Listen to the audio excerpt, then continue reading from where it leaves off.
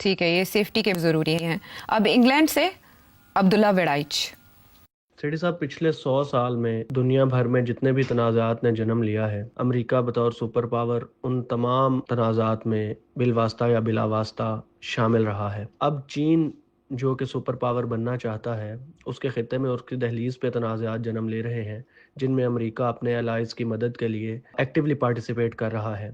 लेकिन चीन मुसलसल अमेरिका का सामना करने से कतरा रहा है। क्या चीन के ये कतराव और गुरेज की पॉलिसी उसको सुपर पावर बनने का जो ख्वाब है उसे पूरा कर सकती है, या फिर उसे एक ना एक दिन अमेरिका को कॉन्फ्रंट करना ही पड़ेगा? देखिए, अमेरिका जो है उसकी जो हेजेमनी है वो हथियारों के ऊपर और वॉर के ऊपर है।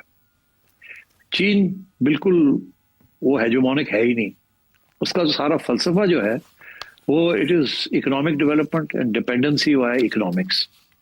अब वो कामयाब हो गया है। अब वो अमेरिका के हाथ नहीं आ सकता।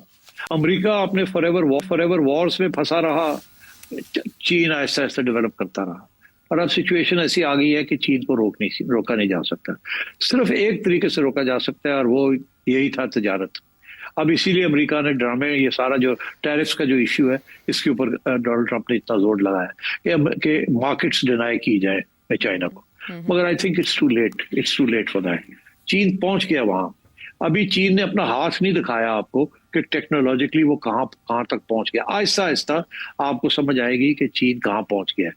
मेरे हिसाब से चीन is already overtaken in many significant ways American technology and technological advances। और ये अगले 3-4 साल में आप देखिएगा कि with the use of AI China will become the world power और अमेरिका इसको रोक नहीं सकता।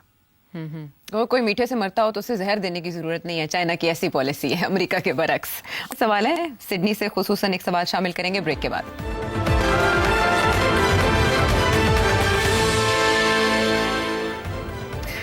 पाकिस्तान की पॉलिटिक्स की तरफ आता है ये सवाल। नदीम ख्वाजा साहब सिडनी से।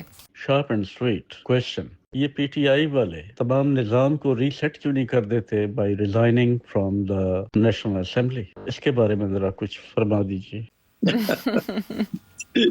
बेचारे कितनी दफा तो रिजाइन कर चुके थे, फिर वापस आ जाते। देखिए, प्लेटफॉर्म तो रखना चाहिए ना। अब रिजाइन कर देंगे तो क्या होगा? घर चले जाएंगे वो, हाँ, बाय इलेक्शन करके ये और मजबूत हो जाएंगे। तो इस वक्त तो जो मूड है ना, एंटी पीटीआई मूड, वो ये नहीं है जी कि जमहूरियत का कोई तकाजा है कि जी वो असेंबली चलनी है। वो असेंबलियां चला लेंगे, वो ऐसे ही चलाते रहेंगे। देखिए, यहाँ पावर की गेम है। It is not about institutions any more. इसलिए वो रिजाइन कर देते हैं तो रिजाइन कर दे, घर चले जाएंगे। याद हो ना, रिजाइन करके कोई मूवमेंट लॉन्च करे। मूवमेंट तो वो रिजाइन करे किए बगैर भी कर सकते, अगर कर सकते तो इसलिए इट डजंट मैटर। कम से कम असेंबली के अंदर रहेंगे तो लड़ाई झगड़े होते रहेंगे, इश्यूज को खड़ा किया जाएगा, और कल को असेंबली के अंदर ही कोई ना कोई सेटलमेंट करनी पड़ेगी। तो इसलिए ये अब वो जमाने गए कि जी क्राइसिस क्रिएट कर दें by resigning from the assemblies. वो खान साहब ने करके देख लिया था ना, पंजाब से रिजाइन करके चले गए थे तो उन्होंने पंजाब की गवर्नमेंट पकड़ ली एंड सो ऑन। तो इसलिए आई थिंक ये tactic is not relevant anymore. ठीक है, पीटीआई की पॉलिटिक्स डिस्कस हो रही है कि उनको रिव्यू करना चाहिए, रिविजिट करना चाहिए पॉलिसी को। तो दुबई से मोहम्मद कमाल सिद्दीकी साहब सजेस्ट क्या कर रहे हैं? If MQM can be without Altaf Hussain, then why not PTI without Imran Khan? Why not PTI without Imran Khan? Yes.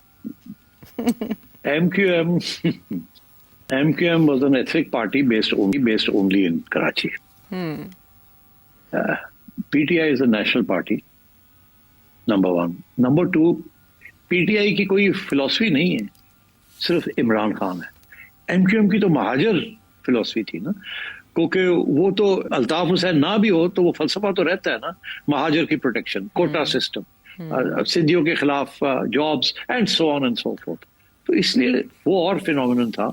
इसीलिए जब उसको फारग किया तो उतना बड़ा झटका नहीं लगा झटका।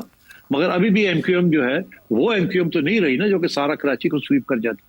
तो एक इस किस्म के लीडर को हटाने के साथ फर्क तो बहुत पड़ता है। MQM को भी पड़ा है, मगर क्या जो उसके पीछे जो उसकी सोच थी, जिसकी वजह से अल्ताफ हुसैन को अहमियत मिली और MQM की फलसफे, वो यही थी ना, महरूमियत। कि महाजर ये समझते थे कि ये हम जिस प्रोविंस में है, हमें सेकंड क्लास सिटीजन नहीं बनने देना, हमने ये फर्स्ट क्लास सिटीजन रहना है। और यही लड़ाई झगड़ा MQM उर्दू स्पीकर से सिंधी स्पीकर्स का था। तो इसलिए आई थिंक PTI का तो वो प्रॉब्लम नहीं है। PTI is one man, Imran Khan. कोई और इकोनॉमिक फिलॉसफी नहीं है, कोई इस्लामिक फिलॉसफी नहीं है, कोई आइडियोलॉजी नहीं है, कोई कुछ नहीं है। It's a fan club, it's नफरत against the existing parties and it's new middle class जो कहती है कि एटलीस्ट दिस वे हमें एम्पावरमेंट मिलेगी। और उन्होंने इमरान खान को अपना लीडर बनाया है। इमरान खान के बगैर कोई पीटीआई नहीं है। ठीक है, इमरान खान साहब और अल्ताफ हुसैन साहब में फर्क जाना आपने। ये तो हो गया पाकिस्तानी सियासत पर। इस्लामी सियासत के हवाले से सवाल कासिम याकूब राजा फ्रॉम इंग्लैंड। सिटी साहब, अभी मीडिया पे चल रहा है कि इंडिया और चाइना जो है ये ईरान से सस्ता फ्यूल खरीद सकते हैं। ऑफिशियली पाकिस्तान क्यों नहीं खरीद सकता? इस पे थोड़ी रोशनी डालें। अगर पाबंदियां हैं ईरान पे तो सबके लिए होनी चाहिए, फिर 2 मुल्कों के लिए है नहीं है और बाकियों के लिए है, इस पे थोड़ी रोशनी डाल दें। देखिए, क्या होना चाहिए और क्या हो रहा है बड़ा फर्क है ना। होना तो यही चाहिए कि सबकी तरफ सबके लिए एक ही असूल होना चाहिए, मगर ऐसे नहीं है ना हकीकत में।